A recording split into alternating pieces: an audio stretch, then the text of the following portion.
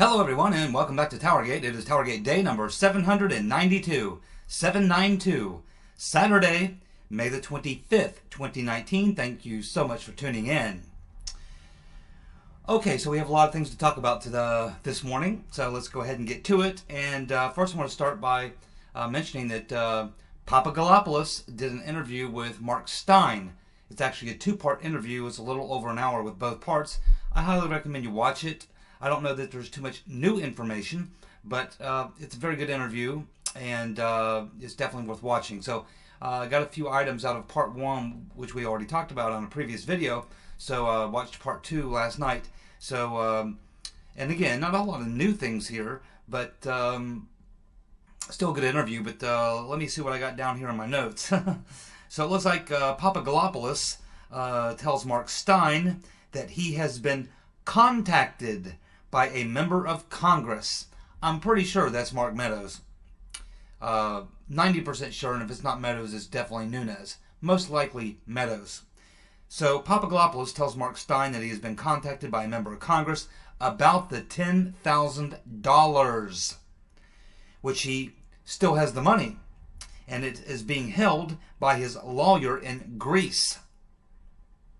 So you have to wonder, when you look at the agencies listed in that declassification, you will see that the Department of the Treasury is one of those agencies, and they were also one of the agencies involved in John Brennan's, Mr. Potato Head, involved in Mr. Potato Head's multi-agency or six-agency, or now they're referring to it as the Interagency Task Force. So I think it's possible that it's something. It's another part of the Papagalopoulos story, and another one of these setups used against him that sort of has taken a back seat to the other things that we've been talking about. But certainly, it's something that they're looking into. And Meadows and Ratcliffe both asked him about that in his testimony in Congress. So it's something they're aware of. It's kind of on the burner. And I wouldn't be surprised if the information that they want to declassify regarding the Treasury has something to do with that, because if you trace the money, and of course the money is, the money is marked. I mean, there's serial numbers on the money. They can track the money and find out the path that money traveled from the time it left the Treasury to the time it made its way into the hands of Papagalopoulos and now his lawyer. So they will be able to find out, because if the FBI uses money in any type of a sting operation or anything like that, the bills are bills that are marked, and they've got the serial numbers. They can determine whether or not that money is the money that was used in any type of a sting operation, and that's necessary usually to make the case in court in a lot of criminal cases and things and such. So the fact that the Treasury Department, of course we know it was one of the agencies that was included in the task force set up by Mr. Potato Head, and it's also the agency that would come into question if you were looking into, it's one of the agencies that would come into question if you were looking into that particular setup, organized by Mr. Tawil, who we know is a longtime asset for the Central Intelligence Agency.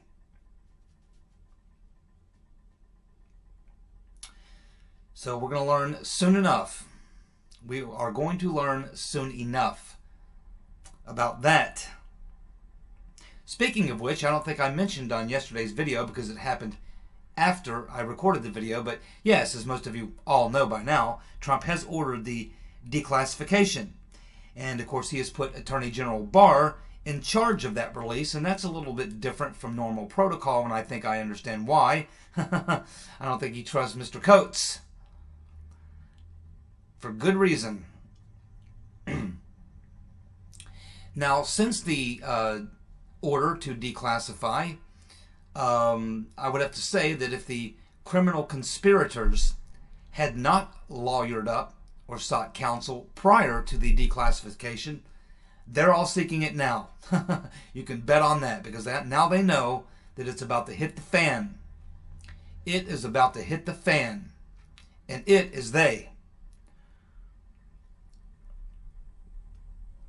Also, we can see that since Trump has issued the declassification order, almost every one of the top tier con men have made comments, most of them, in regards to the declassification. We've heard from Mr. Potato Head, the dishonorable James Comey. We have heard from Clapper. We have heard from, who else? Of course, various members of Congress, but I'm talking about the actual conspirators. Mark Warner, who of course we know is trying to set up a back channel communications with Christopher Steele through Mr. Waldman, who was hooked up with Mr. Deripaska, and that whole little scam that they were running. So, yeah, I mean, you can look at this a couple different ways, but a lot of times in these types of investigations, the government will tactically release information during an investigation. They will do this a lot of times to do what they call smoke out the perpetrators, to smoke them out, because it almost always forces them to respond. And in doing so, a lot of times they incriminate themselves in the process. And so if you throw out something that would only really be something that would provoke one of the criminal conspirators in an investigation, you throw some material out there through declassification, and then you wait. It's like fishing. It's like the bait. The declassification order is the bait. You throw it out there, and then you see who bites on it. And we can see who is bitten so far at this point on the declassification order. It's the way that you smoke them out and bring them to the surface. You bring the perps from the swamp, from the bottom feeding, the bottom dwellers. You throw this out there, you throw out the bait, and it draws them up to the surface.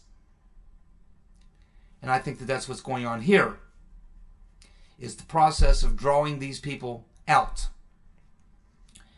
And it's used in a variety of situations, and this would be one of them. So I think that there's more going on with the timing of this declassification and the coordination. This is something that clearly Attorney General Barr wanted to happen, and it appears that maybe Mr. Durham is suggesting that this would help him. So there's a lot going on here, and I don't know if the criminal conspirators understand exactly what is happening to them right now. It's hard to say. I mean, how delusional they are. I don't think they're as smart as a lot of people give them credit for being. I believe that there's a trap being set for them, and I believe they're going to walk right into it. And I believe that Attorney General Barr, Trump, and Mr. Durham are setting the traps. And I think they'll continue to do that over the next several months as the investigation goes forward. They'll continue to lay these types of traps. Also, in the release of these documents, it forces the conspirators to come out and comment, because they can't leave this stuff hanging in the air. And when they do that, they come out and do things like what Comey's done. He has to come out and he has to challenge that, whether or not, or Loretta Lynch in this case, had to come out and challenge whether or not she referred to the Clinton investigation as a matter. Then you had the other release, which caused Comey and Brennan to come out and argue over who actually wanted to have the dossier material put into the intelligence assessment. So by releasing these documents and putting this stuff out, it puts information out which people begin talking about, and it forces these conspirators to go into defensive mode, and they feel like they must get out there and tweet or go on TV or do something, because they can't let this linger out there. Because a lot of their plan is to try to win in the political arena, the public arena. Although once it becomes a criminal matter, that really doesn't enter into the picture anymore. So we will see how things turn out here. But it looks like to me there are traps being set, and it looks like to me that the conspirators are walking right into them. I don't think any of these people are as smart as Barr, to be honest with you. Now, getting back to the Papadopoulos thing, he also said in his interview with Mark Stein that he believes that Trump will see to it that Mifsud gets interviewed and comes clean about who he was working for. Well, if you listen to his lawyer, Mr. Rowe, I can't imagine why Mifsud's lawyer would come out and say that his client was set up by the FBI, put in this position, and motivated to involve himself in this scandal to give Papadopoulos his information about the Russians having Hillary's emails. And keep in mind, Mifsud has lied according to Mueller, he has lied to the special counsel about whether or not he did that. He told Mueller that he did not say anything to Papadopoulos about the emails, but now his lawyer is coming out and saying, yeah, well, Mifsud was forced to do that or motivated to do that, and essentially he got set up by the FBI. So that's not good. So, and what Papadopoulos is talking about here is that we get this, it's public information. It wasn't a secret call or anything, but, Trump has a conversation with the Italian Prime Minister a couple weeks ago, which we're told that they were talking about immigration. But then here we go, a couple weeks after the conversation, actually just a couple days after the conversation, we learn that Mifsud's actually being holed up or is being put up in a property that is owned by the group that owns Link University, which would include Mr. Scotti. And we can assume that the Italian Prime Minister knows about that.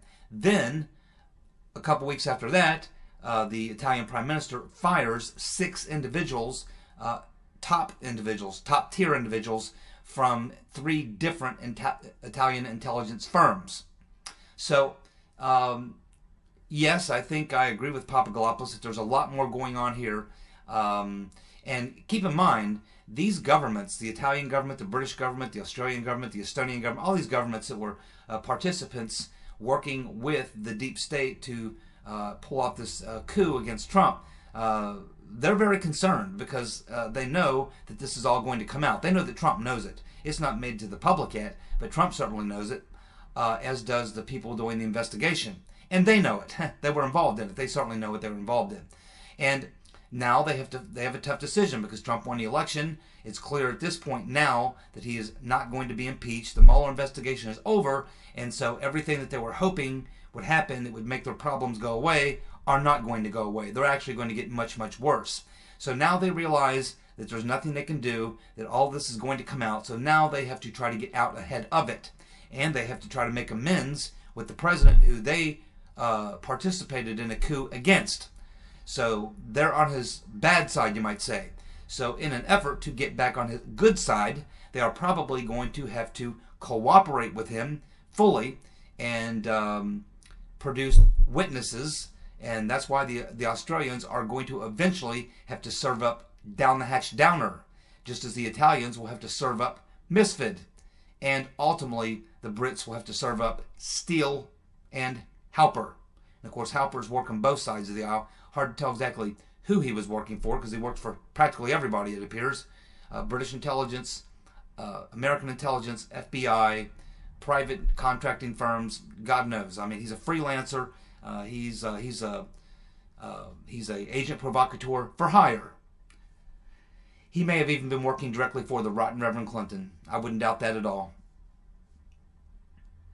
So yes, I believe with Papadopoulos is correct. I believe that Mifsud, for all I know, is being interviewed at this moment. I'm absolutely certain that if you're doing a real investigation, Uncle Bob the Executioner was not doing a real investigation, but I do believe that Barr is, and I believe that this U.S. attorney, Mr. Durham, who's directly under the close supervision of Barr, is probably being, I would say, motivated by Barr to get to the bottom of it, and you cannot get to the bottom of it unless you talk to Mifsud, and then Halper, and Downer. Those 3 individuals, you must talk to them, the FBI must interview them, and get the truth out of them. And their governments are going to tell them, you better level up. Don't drop BS on them. Give up the scam. It's over. You've been caught. We've been caught. The only thing we can do now is cooperate and hope we can limit the embarrassment. And that's just a part of it. The other part of it is what the President of the United States can do to you if you don't play ball with him. He can cause you some problems. Let's put it this way. So, anyway, I think that that's what Papadopoulos is referring to, and I agree with him 100%. Mark Meadows and Jim Jordan were spotted at the DOJ right after Trump's declassification order. It appears that they want to look at the text messages of Peter's Been Stroking Us and Lisa Page that have been hidden from them during their congressional investigation, which now may actually be available to be viewed in a secure location, which would be over at the DOJ. And that's where they were spotted. My guess is over the weekend, the long weekend, Jordan and Meadows will be in the Capitol doing some extracurricular activities, if you know what I mean. Well, what do we have here? Dianne, turn in your guns, Mr. and Mrs. America Feinstein, had a private dinner with the Iranian Foreign Minister Javad Zarif when he was in the country a few weeks ago. Turn in your guns, Mr. and Mrs. America Feinstein, her office says that the dinner was arranged with consultation from the State Department. So do you think that the State Department would give the thumbs up to Feinstein having a conversation with the Iranian foreign minister when they're right in the middle of a pissing contest with him? Doesn't sound like a good way to conduct foreign policy. And as it turns out, I'm right. Because the State Department is now saying that that's not true. That's not true at all.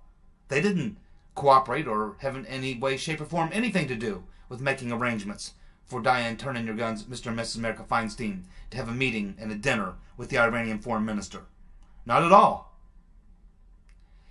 What is the problem with that? Well, it's the problem called the violation of the Logan Act, which hadn't been talked about for 150 years until they dropped it on Michael Flynn. Silly Sally Yates is the one who brought back the Logan Act. That's what they used to target and frame Michael Flynn, a good man. So if it's me, I say, well, if it's good enough for Michael Flynn, it's good enough for turn in your guns, Mr. and Mrs. America Feinstein, violation of the Logan Act. I would slap the cuffs on her right now. Plus we have that Chinese matter that may require a little more investigation. And we also have Pompeo saying, hey, he was over in Europe and he saw John F. and Kerry, who, by the way, served in Vietnam.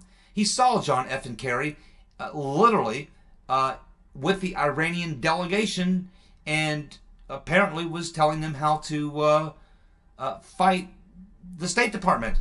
So here's Pompeo.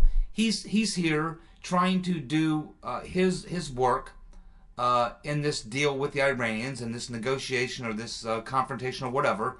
And he's carrying out the administration's policy and their strategy for dealing with Iran. At the same time, you got John F. and Kerry working the other side of the table along with him. That too is a violation of the Logan Act. I think we should start enforcing the Logan Act now that Silly Sally set the precedent.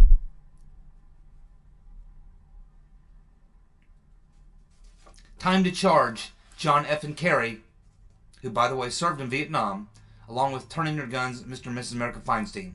Logan Act violations. And these ones will stick. I mean, Flynn had every right to be speaking with the Russian ambassador, Kislyak. He was going to be the incoming national security advisor. It's part of his job. But that's not true in the case of Kerry and Feinstein. They are working against the interest of the American administration in charge and against the American interest. My. Well, we have the pencil neck geek, Adam Schiff, the bug-eyed fool, accusing Trump of a cover-up by declassifying documents pertaining to the Spygate fiasco. Okay, only in the twisted and contorted mind of the pencil neck, bug-eyed fool Schiff can you somehow come to the determination that the declassification of documents is to assist in a cover-up. Declassifying would be the opposite of a cover-up. Declassifying and releasing documents would be the exact 180 degrees antithesis of a cover-up. A cover-up would be not releasing documents. A cover-up is what has been going on for the past 2 years. By not releasing documents that Congress has requested to do their investigation. Now, when Schiff, when he wants documents, he expects to get them. And if he doesn't get them, then he says there's a cover-up going on. But when it comes to investigating the other side, the declassification and release of documents is now a cover-up. Man, what does that tell you? Well, it tells you, well, obviously these people are stupid. But it tells you something else. It tells you they are terrified. Terrified. They know what's coming. They know about all this. Adam Schiff certainly does. He's seen the same documents that Nunes saw. Sarah A. Carter tells Sean Hannity that Samantha Powers, remember her? Yes, married to what's his name? Cass Sunstein, or whatever his name is. The guy who wrote the book about how it's a good idea for the American intelligence community to make sure that everything that they tell us is a lie, because it's good for us. So Samantha Power is about to be the focus of serious questioning. She unmasked 300 individuals in her last year as the UN ambassador. Sarah Carter says that when the names of the people she unmasked is made public, it is going to be a bombshell and it will change everything. Now, when I first heard this, I thought she was, maybe she unmasked Trump, and she probably did. And she unmasked all these other people on the Trump team, and she probably did. But now the story that's being leaked after this came out, it's being leaked or rumored, I don't know, Sarah Carter hasn't confirmed this, but there's a couple news sites, Gateway Pundit and another one I looked at, that are reporting that their sources are telling them that a lot of this unmasking that Samantha Power was doing, remember she's the UN ambassador, was having to do with the election in Israel when Netanyahu was running for re-election. And apparently she had unmasked hundreds of people who had communication with Netanyahu and his campaign people close to him, so that the people who were unmasked were Netanyahu and the Americans, which would have been members of Congress, members of the Trump administration, people who were in communication with Netanyahu during the time he was running for re-election, and anyone who was on the wrong side of the Obama foreign policy position via Palestine versus Israel. And that was where the targeting was done by Samantha Power, was not so much to do with Trump, Russia. That may have been Susan Rice or Ben Rhodes or other people, but that specifically Samantha Power's unmaskings would have been related to Netanyahu, people around him, and his American counterparts, or Americans, people in the Trump administration, and people who were Americans who were, I guess, supportive of Netanyahu, or were conducting conversations about the issue regarding Palestine and Jerusalem. So if that comes out, yes, that would be extremely damaging. Extremely damaging.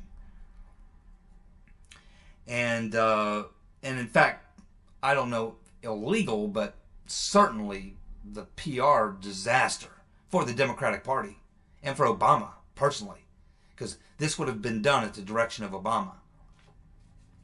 And I'm not sure what the time frame was, but if the time frame was during the time that the Right Reverend Clinton was the Secretary of State, that would be probably very bad for the Right Reverend Clinton, because any support that she ever had from neoconservatives, neoliberals, who are of the Jewish persuasion or the Zionist persuasion, would probably drop her like a bad habit and throw her to the wolves as payback.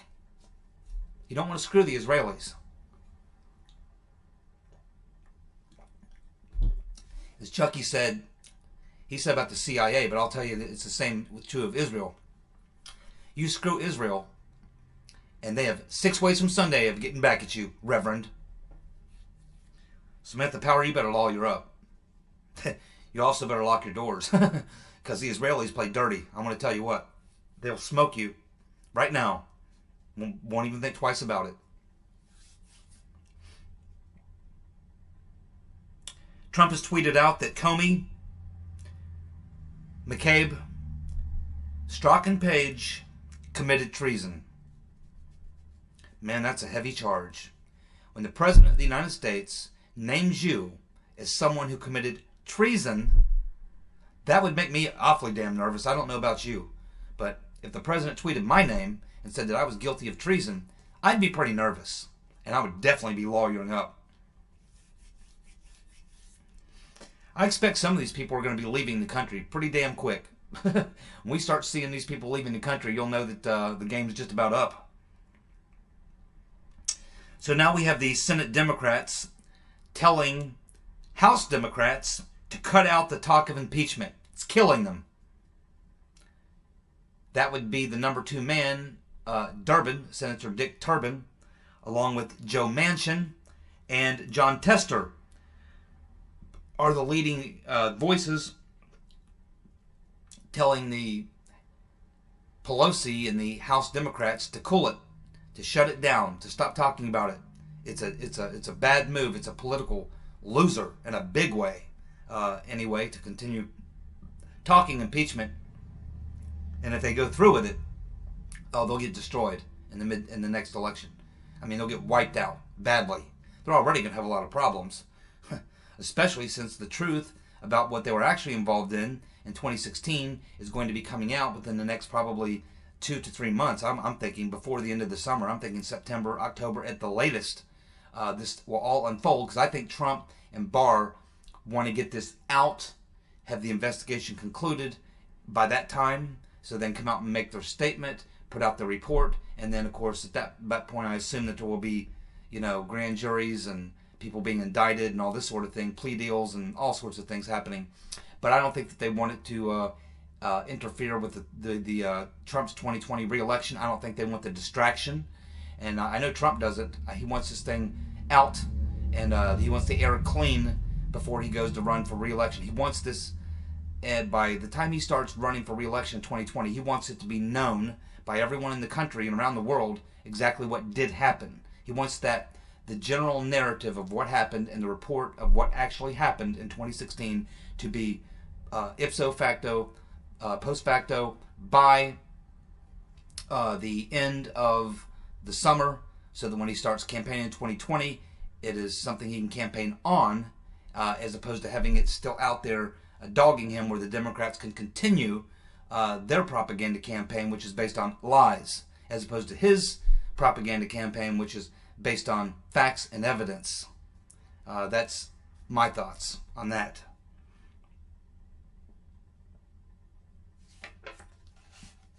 Loretta Lynch. Get back, Loretta. That's right. Get back, Loretta.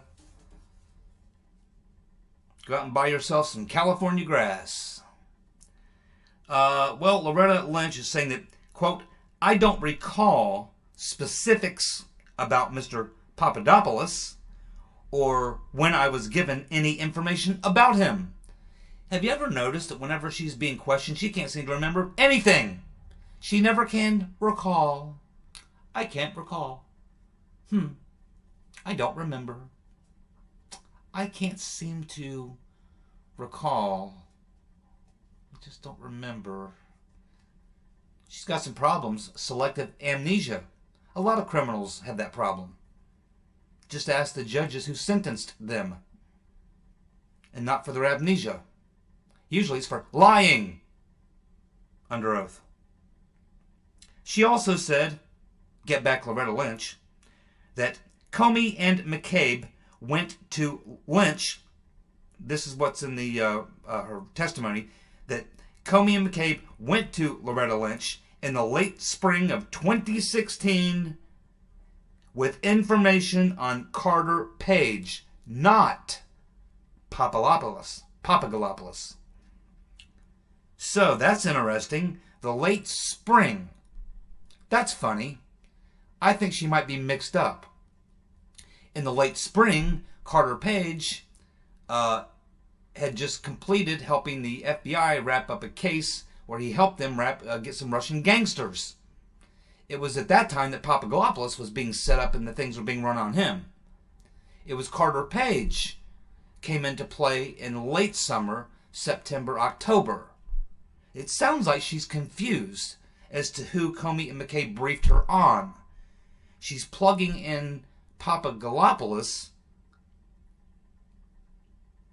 No, she's plugging in Carter Page, saying that she was briefed in the late spring by Comey and McCabe on Carter Page, not Papadopoulos. Why were they talking to her about Carter Page in late spring? He was working for them in a sting operation against Russian gangsters. It was Papadopoulos who was being entrapped in the spring of 2016. She does have some memory issues, I do believe, and some honesty issues to go along with it. Get Back Loretta Lynch says that she never saw the dossier. She didn't know Christopher Steele. She had no knowledge of the FISA application and didn't know when the Trump-Russia probe began. You have got to be shitting me. Oh, God. I don't really know what to make of that. Well, one thing I can make over at the top, she's throwing Silly Sally Yates under the bus. As we know, it was Silly Sally Yates, according to the testimony we just got, we talked about in the last video, where we were told that Silly Sally Yates jumped the chain of command along with McCabe and Comey, jumped the chain of command to sign off on the Carter Page FISA. But Loretta Lynch is not named as having signed off on any of the FISAs as far as I know. Maybe there is no evidence that she was ever told about the dossier, which means that would tell you that this entire plot, if this is true, and I'm not saying it is, but if this is true, if you take Lynch at her word, then she was kept in the dark about everything. She didn't know about a Trump-Russia investigation. She didn't know about the dossier. She didn't know about Christopher Steele. She had no knowledge of the FISA on Page. She can't remember Papadopoulos. She didn't know nothing. Didn't know nothing. How many of you believe that Loretta Lynch was completely out of the loop, kept in the dark? Now we know Obama was well aware of all this. Everyone else on the freaking planet seemed to be aware of this in the intelligence community, the DOJ, the FBI. The top tier, the entire top tier, everyone in the top tier, totally in the know, except for Get Back Loretta. For some reason, they just left her out of the loop. Don't tell Loretta. Man, some people need to start telling the damn truth.